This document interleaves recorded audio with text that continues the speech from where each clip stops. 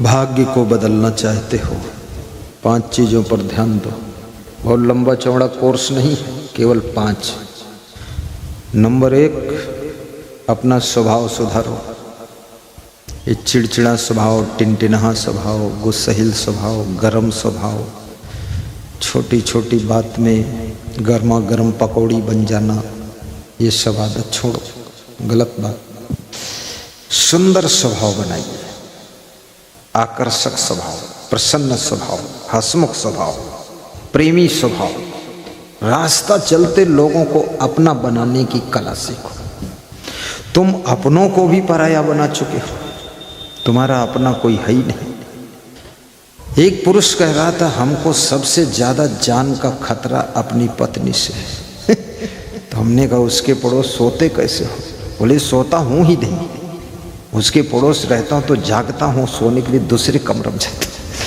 तो हमने कहा, ये कैसी बात कर रहे हो? तो पत्नी बोली, इनकी इसी प्रकार की बातों से ही तो पति पत्नी का रिश्ता सत्यानाश हुआ है। फालतू बात भी मत बोलो। किसी स्त्री के ऊपर गलत संदेह करना ये महापाप है। तुम बताते हो ये हमारा सबसे बड़ी दुश्मन है, उसके दिल पे क्या बीतेगी? फालतू बात ना तो स्त्रियों को करना चाहिए, ना पुरुषों को करना चाहिए। कम बोलना ये वाणी का तप है। कम बोलना,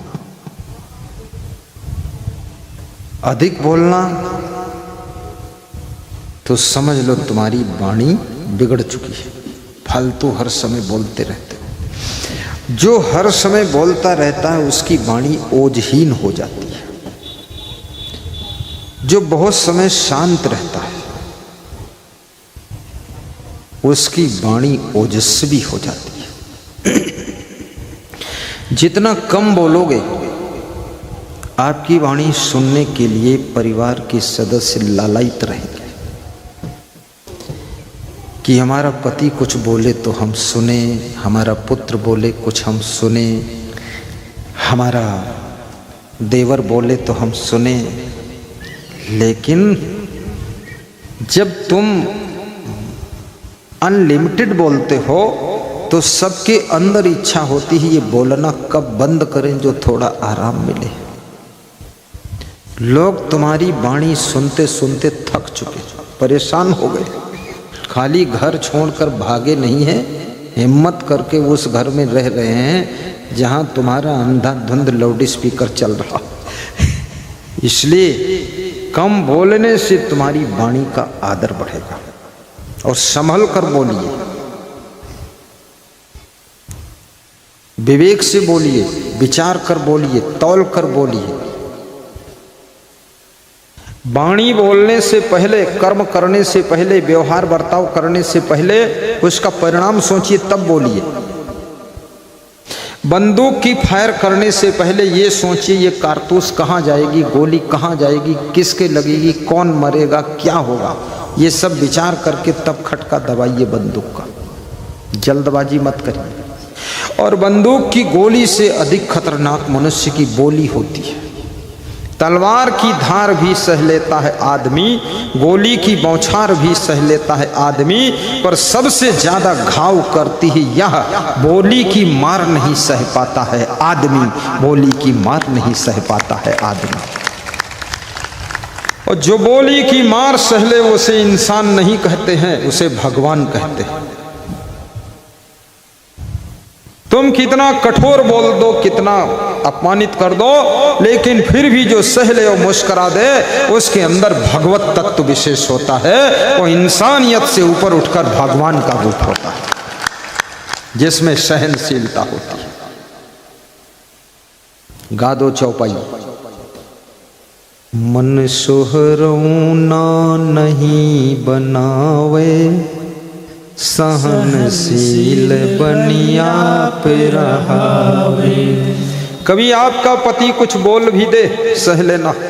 ऐसा नहीं एक बार कुछ बोल दिया तो गठरी लेकर मायके पहुंच गई, और दोबारा बोल दिया तो कोर्ट पहुंच गई, और तीसरी बार बोल दिया तो कुल्हाड़ी लेकर आई है कि फाड़ दूंगी, पति की दुर्गति कर दूंगी, हस्बैंड को बैंड बाजा बना दूंगी।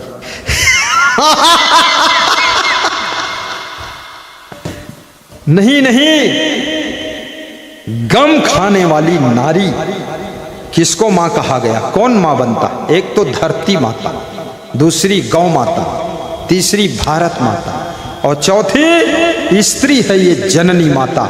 माता वही है जो सब सह लेती है, जिसको सहना नहीं आता है वो माता हो ही नहीं सकती है। माता तो सहती है।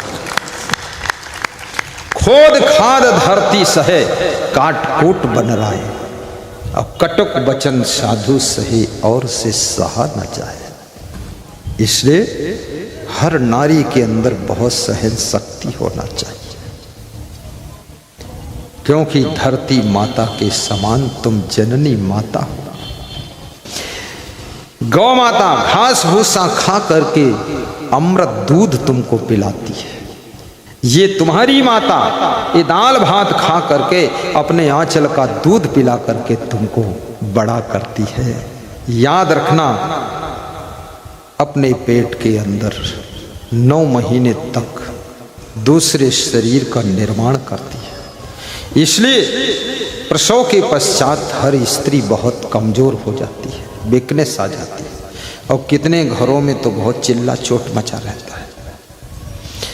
स्त्री गर्भवती है, बहू गर्भवती है, फिर भी घर में लोग लड़ाई झगड़ा मचाए रहते हैं। तुम्हारे द्वारा घर में पोता ठीक पैदा नहीं होगा, न नाती ठीक पैदा होगा, न नतिन। ज्यादा कलह कलेश करोगे। जब सुभद्रा के गर्भ में अभिमन्यु था और अर्जुन ने चक्रव्यूह तोड़ने की कथा सुनाई थी, तो 6 द्वार तोड़ने की कथा अभिमन्यु की मां सुभद्रा जाग रही थी, सुन रही थी, भीतर अभिमन्यु सुन लिया था। तो याद रखना, तुम्हारे मां के गर्भ के अंदर, पत्नी के गर्भ के अंदर, बहू के गर्भ के अंदर जो बालक पल रहा है वो भी बाहर का ये सब समझ रहा है, हुल्लड़ क्या मचा रखा है। अरे मूर्खों, शांत रहो, कोई नया मेहमान आने वाला है, उसको थोड़ा ढंग से आने दो। कलह कलेश मत मचाओ, बहू को रुलाओ धुलाओ मत, बहू भी गुस्सा मत करे। जब गर्भवती बहू हो तो दाल ज़्यादा खाना, ज़्यादा मतलब ये नहीं बाल्टी भर पी लो, बीमार हो जाओगी। रोज़ खाना चाहिए 1 कटोरी बस, और क्या ज़्यादा। और दूध भी उसको सेवन करना चाहिए। गर्भवती महिला को अंजीर खाना चाहिए, और गर्भवती महिला को अखरोट भिगाकर सुबह खाना चाहिए। गर्भवती महिला को 2 बादाम भिगाकर छिलका छील कर खिलाना चाहिए, और संतरा और टमाटर खिलाना चाहिए। बैंगन कभी मत खिलाना, नहीं तो बैंगन बुद्धि कम हो जाएगी। और गर्भवती महिला को आराम ज़्यादा कराना चाहिए। और गर्भवती महिला को ये फिल्मी हीरो हीरोइन के बारे में सोचना नहीं चाहिए, उधर आकर्षण नहीं होना चाहिए।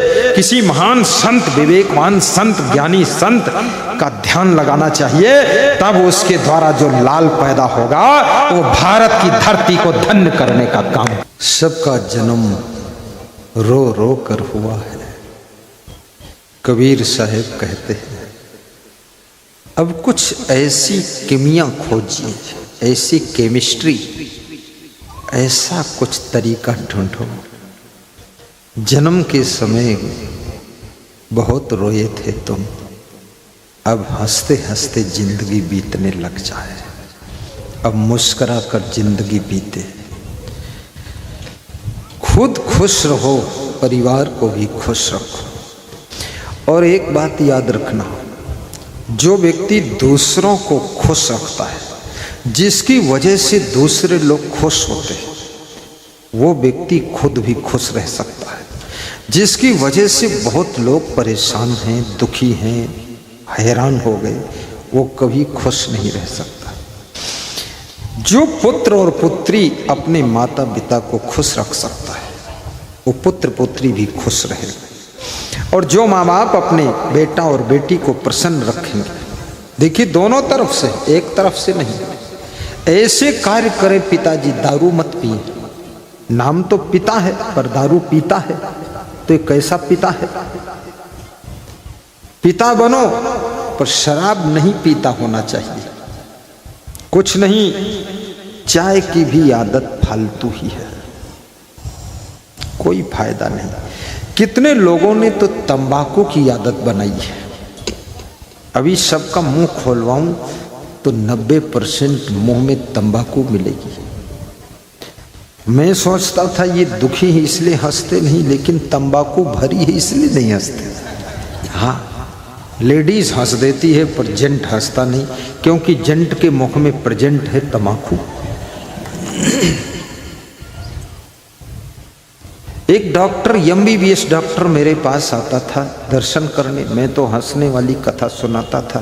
तो एक बार उत्तर प्रदेश में बहुत जोर सबको हंसी आ गई, लोटपोट हो गए। अब मैं तो ऐसे रहता हूँ लोटपोट ही। तो वो डॉक्टर जो है रुमाल उठाकर मुंह में लगाकर और उसी सब रुमाल हम थूक दिया सब पान तमाकू। हमने डॉक्टर रुमाल से क्यों हंसते? बोले सब तुम्हारे ऊपर ही आ जाएगा, फिर पिचकारी छूटेगी। हाँ, ये पान तमाकू भी नहीं खाना, बीड़ी भी नहीं पीना, सिगरेट नहीं पीना, क्रोध की भी आदत छोड़ो, गुस्सा करने की आदत। तुम्हारी गुस्सा से क्या विकास हुआ ये बताइए? गुस्सा से क्या 5 मंजिल का मकान बना? गुस्सा करते हो 20 लाख की कार लाए हो? जितना करोगे गुस्सा उतना सब हो जाएगा भूसा और लगेंगे 2-4 घूसा। इसलिए छोड़ दो गुस्सा, नहीं बन जाओगे मूसा। ये क्रोध, जहां क्रोध रहता है वहां लक्ष्मी नहीं रह सकती। दूसरों के हिस्से में ही केवल गम खाना नहीं है, आपको भी गम खाना चाहिए। सबको गम खाना चाहिए। इस धरती पर भगवान राम ने भी परशुराम की गम खाया था, केवट की गम खाया था, रावण की भी गम खाया था। गम खाने वाला भगवान होता है, महान होता है। इसलिए गम खाना शुरू करो।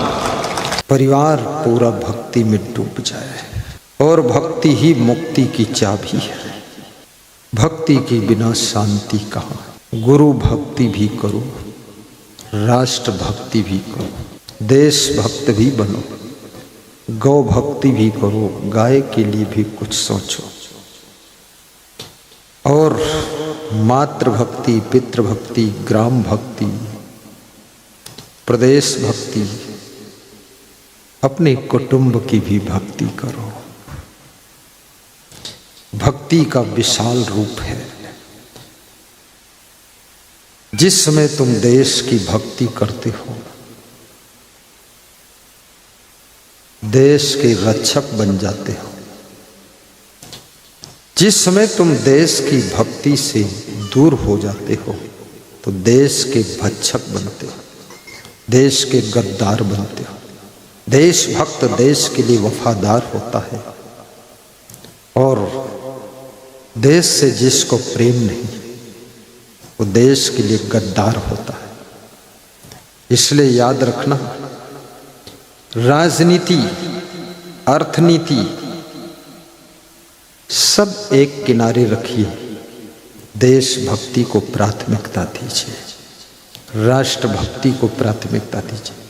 राजनीति के चक्कर में आकर के मंदिरों की निंदा करना, धर्म की निंदा करना, हिंदू धर्म की निंदा करना, और मंदिरों की निंदा करने वाला केवल वोट के स्वार्थ में है कि वोट मिल जाए, सीट जीत जाए, हम विधायक हो जाए, मिनिस्टर बन जाए, देश जाए भाड़ में, हिंदू जाए आग में और हम आगे आ जाए। ये राजनीति की परिभाषा नहीं है। देशभक्ति किसी एक पार्टी की नहीं होती है, देशभक्ति किसी एक जाति के लिए नहीं, एक धर्म मजहब के लिए नहीं। देश के अंदर रहने वाले बच्चे से लेकर बूढ़े तक हर पार्टी के सदस्यों के लिए देशभक्ति कंपलसरी है, अनिवार्य है। देशभक्ति के बिना देश में रहने वाला व्यक्ति देश का गद्दार होता है, बहुत बड़ा मक्कार होता है। जिस थाली में खाते हो उसी में छेद करते हो, जिस डाल पर बैठे उसी डाल को काटते हो। गिरन मरण को डर नहीं ऐसी गत संसार, बैठत जाही डार पर काटत वाही डार। रहता है जिस देश में, उसी देश का विनाश कर रहा है। अरे मूर्ख, स्वार्थ के कीचड़ से बाहर निकल, थोड़ा बुद्धि विवेक रख। आतंकवादी जब विस्फोट करता है कहीं भी, अभी दिल्ली में विस्फोट हुआ, कार में विस्फोट हुआ, मर गए 8 मरे कि 28 मरे। मैं तो न्यूज उसमें सुनना जानता ही नहीं, कोई दूसरा बताए दे तो सुन लेते, मेरे पास टाइम भी नहीं बचता। ये हुई आतंकवादी घटना, पकड़े गए, उनके नाम सब उर्दू भाषा में है। उर्दू भाषा में यानी मुस्लिम समाज से हैं लोग, आतंकवादी है। लेकिन एक सज्जन ने कहा है आतंकवादियों का कोई धर्म नहीं होता है। लेकिन मैं कहता हूं यदि आतंकवादी का धर्म नहीं होता है तो वो आतंकवादी भी नहीं हो सकता है। वो अपने धर्म को बढ़ाने के लिए दूसरे के धर्म का नाश करने के लिए आतंकवादी बना है। अगर सच में उसका कोई धर्म नहीं है तो आतंकवाद वो फैलाएगा ही नहीं, वो कट्टर धर्म का है, इसलिए आतंकवाद फैलाता है। लेकिन वो नेताजी सोचते हैं कोई जो हम बोल रहे हैं सब मान लेंगे। मैं बिल्कुल नहीं मानूंगा, तुम्हारे 7 बाप बोले तो भी नहीं मानूंगा और सबकी बात काट दूंगा। गलत बात है। धर्म क्यों नहीं? धर्म नहीं है तो नाम क्यों रखा उर्दू में? धर्म नहीं है तो विस्फोट क्यों किया? जरूरत ही नहीं। अपने धर्म को बढ़ाने के लिए दूसरे धर्म को नष्ट करने के लिए ही आतंकवाद पैदा होता है। तुम्हारे देश पर खतरा है। आज मेरे पास प्रश्न एक आचार्य जी ने पूछा है। वेद पुराण रामायण गीता व्यास जी तुलसीदास जी वाल्मीकि जी द्वारा लिखित असली प्रति धार्मिक ग्रंथ भारत से विदेशी लोग विदेश ले गए थे, और जब हमारे ग्रंथों का हनन हो रहा था उस वक्त हमारे साधु संत कहाँ थे? आचार्य जी क्या वर्तमान में इन्हें पुनः भारत में वापस लाने के लिए कदम नहीं उठाया राष्ट्र के साधु संतों ने? आचार्य जी, हम अपना भारत राष्ट्र अखंड राष्ट्र चाहते हैं, क्या ये वर्तमान या भविष्य में हो नहीं सकता है और कैसे? मुझे आचार्य नाम रखा है, मैं आचार्य हो गया। मैं तो आचार्य हूं, पर आज जान पाया कि आचार्य बन गया हूं। आचार्य उसे कहते हैं जिसकी वाणी से, जिसके दर्शन से और जिसके सानिध्य से और जिसके प्रेम से लोगों का आचरण शुद्ध होने लग जाए, वही आचार्य होता है। आचार्य, आर्य माने होता श्रेष्ठ, जो आचरण को श्रेष्ठता प्रदान करे उसको आचार्य कहते हैं। इसलिए गुरु आचार्य। तो मुझे आचार्य लिखा। मैं सोचता था कोई आचार्य ने प्रश्न पूछा, मैं ही आचार्य बना। मेरे से पूछा, बहुत बढ़िया पूछा उसने। साहिब बंदगी बोलो। साहिब बंदगी।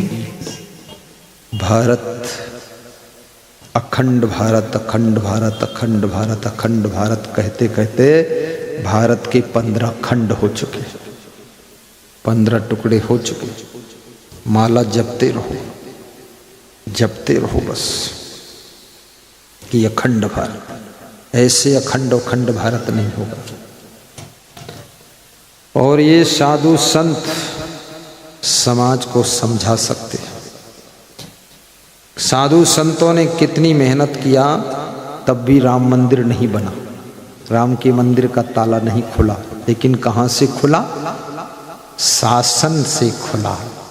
याद रखना, भक्ति के साथ साथ में शक्ति भी होनी चाहिए, सत्ता भी होनी चाहिए, तभी ये अखंड भारत बनेगा। और साधु संत ज्यादा अगर शोरगुल मचाएंगे तो जैसे साधु संतों पर दिल्ली में एक बार गोली चली थी, लाखों संत मरा था। कोई आंदोलन किया था, गौ सेवा का कुछ किया था, गोली भी चल सकती है। इसीलिए साधु संत को संस्कार देना चाहिए, जागृत करना चाहिए, सभ्यता से, मर्यादा से, लिमिट में, ज्यादा हुल्लड़ नहीं मचाना चाहिए। और जब तक तुम्हारी सत्ता नहीं होगी तब तक ये कुछ भी नहीं हो सकता। दूसरी बात, ये जो हिंदुओं में सबसे बड़ी कमी है कि हम दो हमारे दो, हम तो कहते हैं हम दो हमारे जीरो कर दो, हम दो हमारे दो। ये कहाँ से सीखा? यूरिया की बोरी पे किसने लिखाया है? हम दो हमारे दो केवल तुम्हारे लिए ही है। हम दो हमारे दो पूरे भारत की धरती पर रहने वाले सभी नर नारियों के लिए होना चाहिए। हम दो हमारे दो, केवल एक व्यक्ति के लिए हम दो हमारे दो, दूसरों के लिए हम दो हमारे 200। ये क्या फार्मूला है? आप भी देखिए, फैसला तो तभी होगा कि दोनों सभी लोग हम दो हमारे दो का पालन करें, अन्यथा फिर ठीक है। ठाकुर रविंद्रनाथ टैगोर 14 भाई थे, उनकी मां ने 14 बच्चों को जन्म दिया था, जिसमें एक ठाकुर रविंद्रनाथ टैगोर हुए। सुभाष चंद्र बोस अपनी मां के 14 भाई थे, उसमें से एक सुभाष चंद्र बोस पैदा हुआ। विवेकानंद भी अपनी मां के 9-10 भाई थे, उसमें से एक विवेकानंद पैदा हुआ। मैं भी अपनी मां के 6 भाई हूं, उसमें से एक असंग देव पैदा हुआ है। हाँ, और हम दो हमारे दो में हमारा नंबर ही नहीं आता पैदा होने का, हम उधर ही फंस जाते हैं। हाँ, ये जब से हम दो हमारे दो चला है, ये मोदी 6 भाई है, 6 भाई में एक नरेंद्र मोदी पैदा हुआ। ये कहाँ से हम दो हमारे दो? और महिलाओं से भी कहूँगा, पुरुषों से कहूँगा, हम दो और हमारे 12 होना चाहिए, 1 दर्जन। आप कहेंगे ये क्या करेंगे?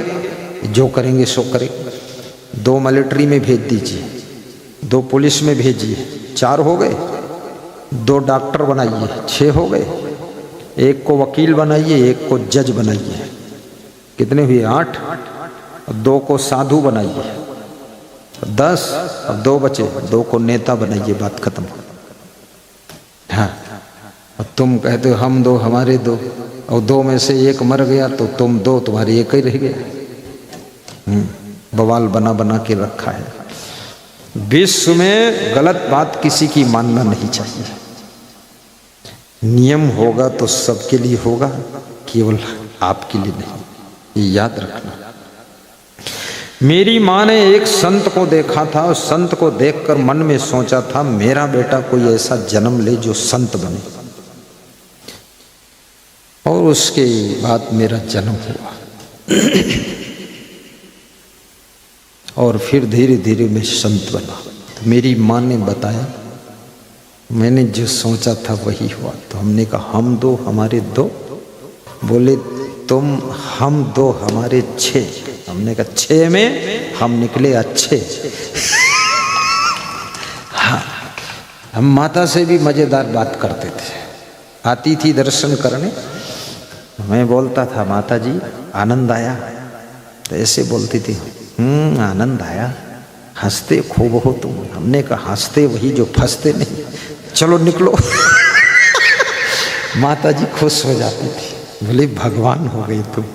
हमने कहा आपका बेटा भगवान बना है, अच्छी बात है। माँ का भी गौरव ऊंचा हो जाता है। ऐसे कार्य करो जो पिता का सम्मान आकाश को छू ले। तुम ऐसे कर्म कभी मत करो जो पिता को भी सर नीचा करना पड़े, माँ को शर्मिंदा होना पड़े, और माँ को बहुत दुखी होना पड़े। ऐसा कार्य मत कीजिए। ऐसा कार्य कीजिए कि तुम्हारे माता पिता भी तुम्हारा गुणगान करें कि बेटा हो तो मेरे जैसा सबका हो, बहू हो तो मेरे जैसी हो।